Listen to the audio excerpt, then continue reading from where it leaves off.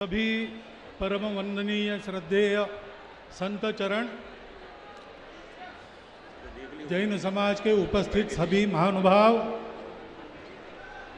और आज के इस प्रसंग में यहाँ पर उमड़ पड़ा जनसागर, सबको मेरा नमस्ते, मेरा प्रणाम।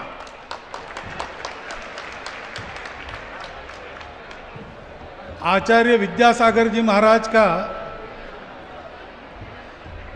मेरा परिचय पहली बार जबलपुर के पास गाय घाट पर जो स्थान बना है वहाँ पर हुआ।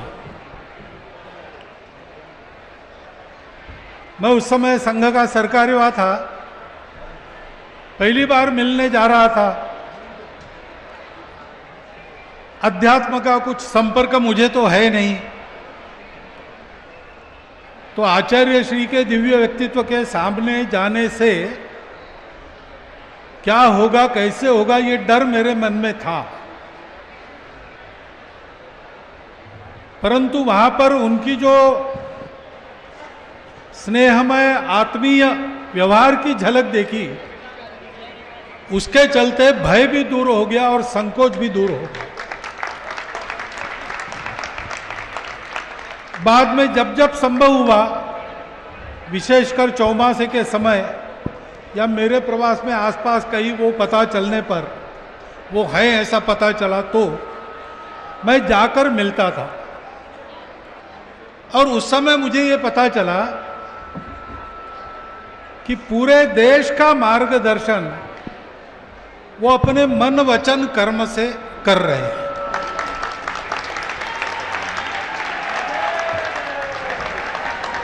क्योंकि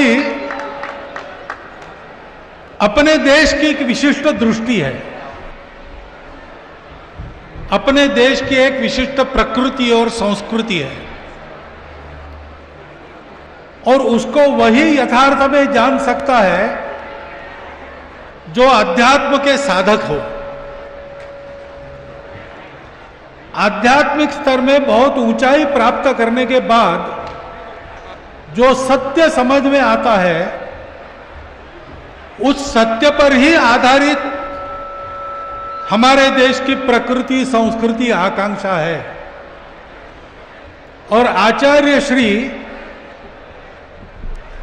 आध्यात्मिक साधक थे और उस सत्य के बलबूते वो संपूर्ण भारत के साथ एकाकार हुए थे। अपने देश में अनेक मतपंथ संप्रदाय है, धर्म है, वो एक विशिष्ट उपासना को लेकर अपनी उनकी तपस्या थी।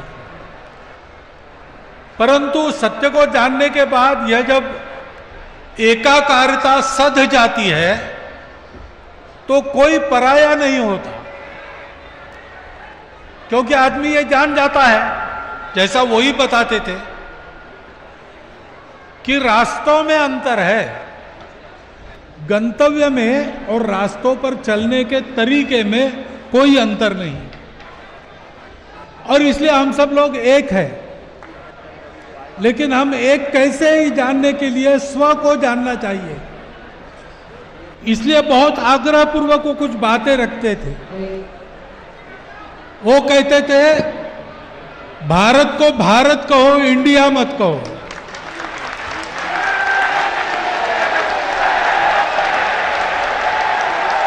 क्योंकि भारत को भारत कहेंगे तो भारत को भारत समझकर जानेंगे। वैसा जानने के कारण अभी मैं डोंगरगढ़ में आखिरी बार उनको मिला तो उन्होंने एक पते की बात मुझे बताई भारत के आर्थिक उन्नति को लेकर। उन्होंने कहा कि हमारे ग्रामों में, जंगलों में बसने वाले बहुत प्रतिभाशाली कारीगर है। उन कारीगरों की कारीगरी के आधार पर देश की उन्नति का प्रयास अगर होता है तो रोजगार बढ़ता है, आर्थिक उन्नति होती है और भारत का भारतीयत्व सामने आता है। बहुत सरल शब्दों में तीन बात ये उन्होंने बताई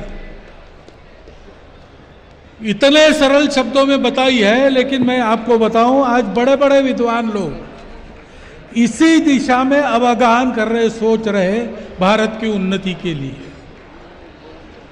और ऐसे वो थे, अजातशत्रु थे, सबके प्रति आत्मीय थे और सत्य पर नित्य अधिष्ठित रहकर और सारी बातें करते थे। इसलिए जो भी उनके पास जाएगा उसके अपने कल्याण की और समस्त विश्व के कल्याण की बात वो आसानी से केवल समझा नहीं सकते थे, करवा सकते थे।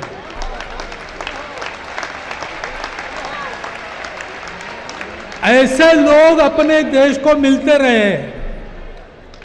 मराठी में, महाराष्ट्र में एक संत हो गए, ज्ञानेश्वर महाराज। उनकी तपस्या के बाद उन्होंने एक पसाय दान मांगा, वरदान मांगा भगवान से। कविता है उनकी, पसाय दान।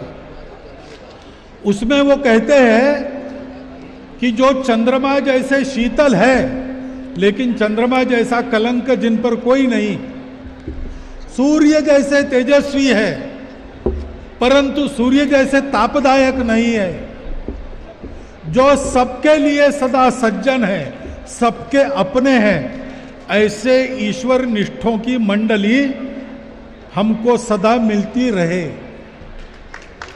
विद्यासागर जी महाराज उस मंडली में एक थे।